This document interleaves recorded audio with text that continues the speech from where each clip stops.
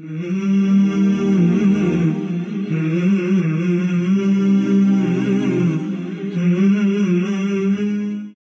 questions about expectations to master your actions and emotions.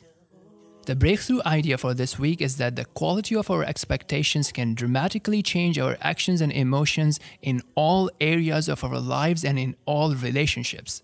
This is really amazing. We'll give you several examples, evidences, and then we will end with 7 profound questions about your expectations that will give you a deep insight about why you feel and act the way that you do and what needs to change for the actions and emotions to change. We talked about expectations in several episodes in different contexts. We have not treated it as one topic up until now. And this is the first episode where we will see how deep, diverse, and powerful tool our expectations are for our success and emotional mastery. Let's start with our own expectations from our own self. What do we expect ourselves to be able to achieve? This is a topic we discussed earlier, that many people don't chase their dreams because they simply don't think that they can achieve them. We gave you a breakthrough idea to come out of this in the episode by sharing how inspiring you are. This was our episode number 2. On the other hand, some people really have unrealistic expectations from themselves, or they may have unrealistic expectations of their loved ones, and no matter what they do or others do, they can never appreciate and they always want more and more. How hard it is for such a person to be pleased. This may be a good time to pause the podcast and think about how unrealistic are your own expectations, whether it be for yourself or for others. How unrealistically low they are or how unrealistically high they are. Think about it. Self-expectations as well as your expectations from others. Think about the question, do you appreciate people? This is something that we talked about in last episode as well when we were talking about lessons from horsemanship. It is very important for us to appreciate others. So go ahead, pause the audio and think about it. Now let's think about our expectations regarding opinions of others about us. If someone say that you are not smart enough, you are a slow learner, you don't know how to do this, you will never learn. You're not a good husband. You're not a good wife. You're not a good mother. You're not a good father. You didn't do anything, etc. What does that mean to you? Do you think about how credible and how just the opinions of others are about you? Many times people don't take a step back to realize how just is that opinion. This leads to them losing self-confidence. Likewise, if someone is sugarcoating and praising you, what does that really mean? Are you being deceived by false opinions of others? Check out our episode number 9 on hidden words and relationships for more on this. Another point is if someone asks a question in a discussion, is it a criticism or a genuine question to help us? This has a lot to do with our expectation of someone. So look at this. It's different when we say expectation of someone versus expectations from someone. So if we expect someone to be always criticizing, we expect them as a criticizer. We expect them as someone who does not trust us, as someone who's always trying to disrespect us. The way we will handle their comments and questions in our mind will be totally different from if it was to come from a trusted friend. And this always happens in troubled relationships. Once people lose their trust and confidence, anything that the other party says is always viewed with a sense of doubt. So the questions to think about would be, do they value us? Do they love us? Do they care about us? Do they respect us? And so on and so forth. Now, this can all be changed by changing your own expectations. We'll talk about later whether it's a realistic expectations or an unrealistic expectation. But the point is, same question, same comment can be viewed in totally different ways based on our expectations of others. So think about it. Are you suffering from this? What kind of trust do you have in different relationships? how do you view their questions and comments based on your expectations of others? How would you change that expectation? That would require some conditioning, some writing down, some reviewing, some repetitions, and so on and so forth. Now, the same thing can be applied regarding the household rules and discipline. Are they meant to control you? Are they meant to provide a safe and healthy growth environment where everybody is respected? Or do you not view them like that? Our breakthrough idea is a lot can be changed from our emotional health and satisfaction and quality of our relationships by just doing a reality check on our expectations. If our expectations are away from reality, we are not likely to be going to be happy. When in doubt, always err on the positive side and give people the benefit of the doubt until proven otherwise.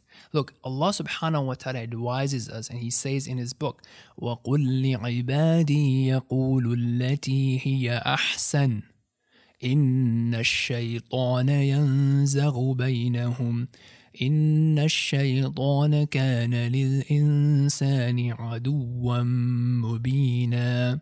And tell my servants to say that which is best. Indeed, Satan induces dissension among them. Indeed, Satan is ever to mankind a clear enemy. So Allah is instructing us to use words that cannot be interpreted in the wrong way and to clarify and so on and so forth. But imagine if the other person is not doing that, you can help that person by reshaping their words, by rephrasing their words and say, I assume you mean this, right? I assume you would like to understand. I assume you feel this way. Let me explain the situation is not this way or that way, and so on and so forth. Allah subhanahu wa ta'ala also says, خُذِ الْعَفْوَ وَأْمُرْ بِالْعُرْفِ وَأَعْرِضْ عَنِ الْجَاهِلِينَ. Take what is given freely, easily. Right? So this is about lowering your expectations and increasing your appreciations. So think about it. How often do we do that? And then Allah says, enjoin, command, order which is good, known good. Right? So you're not overburdening people. And then Allah says at the end of this verse, and turn away from the ignorant. Right? So this is similar to what we were saying in the previous episode around getting out of the way. When things are heating up, you do not have to debate all the time. Always think, what do I expect from this debate? Sometimes it's just much better to say, okay, I understand your point of view, and I will think about it. Thank you. You do not have to convince the other person. You do not have to argue. You do not have to debate. So you have to choose where the debate is necessary, where the discussion is necessary, and where it is just simply enough to acknowledge the other person's point of view. And what is an appropriate time for discussion and debate. I cannot stress enough how important this is to maintain healthy relationships. So, expectations play a big role in our life. Think about it. If you stay up late expecting to rise up early and you have been failing at this, then you need to maybe change to more realistic expectations. If you're always late because you start late and you're underestimating the time it will take you to complete a project or to get to somewhere, then maybe it's time for you to change to more realistic expectations. Now let's move on to our spirituality section. What we will talk about today is our expectations about, expectations from, and expectations of Allah. In Arabic, the words used are dhann and also qadr. Following the book, The Disease and the Cure by Ibn al-Qayyum Rahimaullah, we are in the chapter of evil thoughts about Allah, or not giving Allah His due right, which he is calling su'u dhann billah. Now this is applicable in a wide variety of situations. First and foremost is to expect Allah to have taken a son or a daughter. To imagine and to expect that anyone has any share in the dominion, in the dominion and in the control of Allah. To expect that one can get to Allah's mercy faster by seeking intermediaries instead of going directly to Him. or to expect that anyone can save one from Allah without the will of Allah, to expect that anyone can bring harm or benefit to us without the will and permission of Allah. And this false expectation, this false estimation leads people to go to grave worship and to go through, righteous people and trying to please them and trying to, even excel and go to the extremes of worshiping them or raising them to a status that they do not deserve, and that is violating the rights of Allah subhanahu wa ta'ala. Next is our expectations about the deen of Allah. Is the deen of Allah to limit us, to deprive us of our freedom and enjoyment, or is it because of a wisdom and for a greater good? Reflect on the discipline there is in the deen and flexibility there is. 5 prayers, once a month of fasting, right? Is it there to shun away all entertainment or fun, or only those type of entertainment that is harmful for us? Many people think, what can a smoke do for me? Let me just try it once. Let me just try drugs once. Let me just try looking at inappropriate content in relation to nudity just once. And they get hooked onto it, right? They get this pleasure, they get this disconnect from their worries, and they keep going back and back to it. It's very hard for someone who has tried it several times to now quit. So that is why you can see that the goals and the objectives of the religion is for our own growth and protection of the society.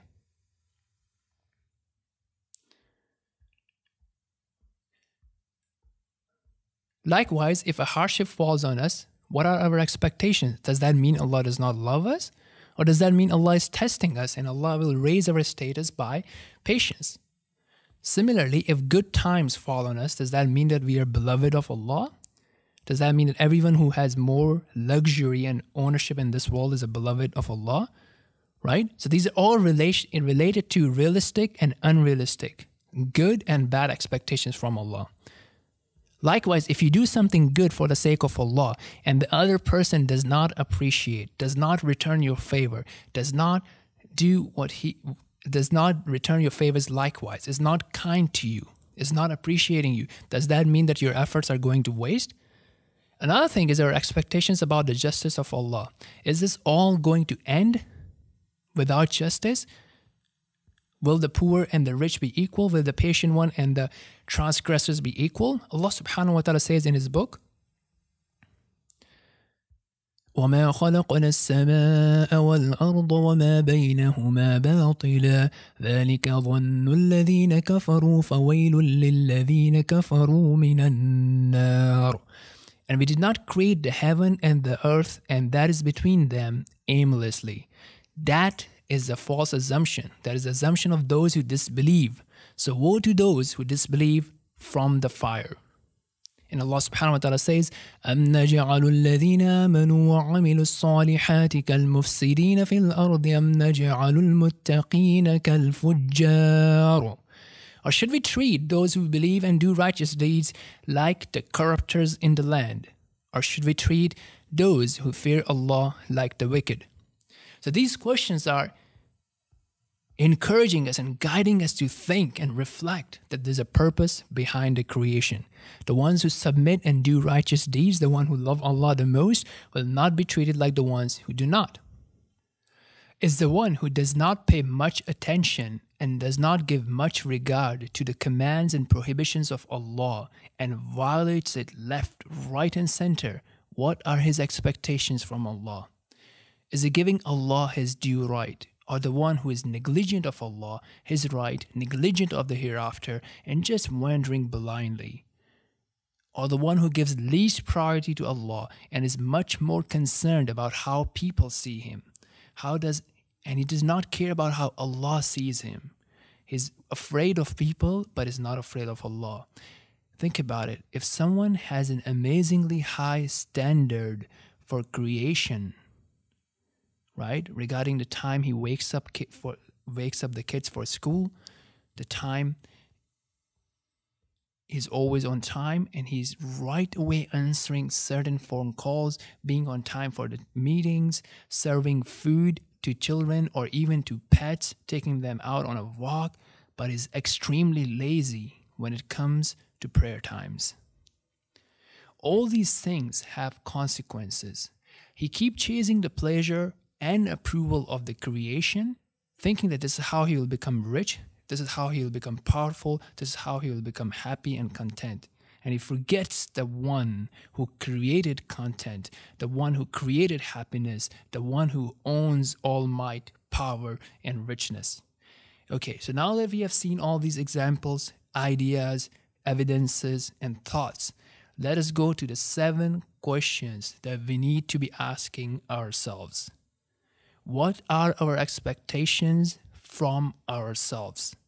What are our expectations of our abilities? Number 2, what are our expectations when it comes to obeying the Creator and when it comes to serving the creation? Number 3, what are our expectations from others? What are our expectations of others? When they say something about us, they comment about us, or they comment something about the way that we do things.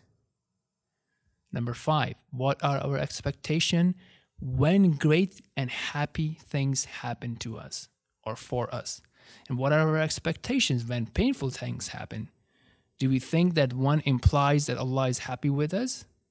Is that how we judge the happiness of Allah from us? Number 6, what do we need to expect less and appreciate more? And number 7, what needs to change? What is unrealistic? What is serving against us? Thank you for watching our Muslim Mastery Breakthroughs, a weekly video series in which we share insights on how you can achieve breakthroughs in your life to unlock your spirituality, relationships, and mindset. If you like the ideas we shared, please like and share them now. We always love to hear from you, so tell us how this system is working for you.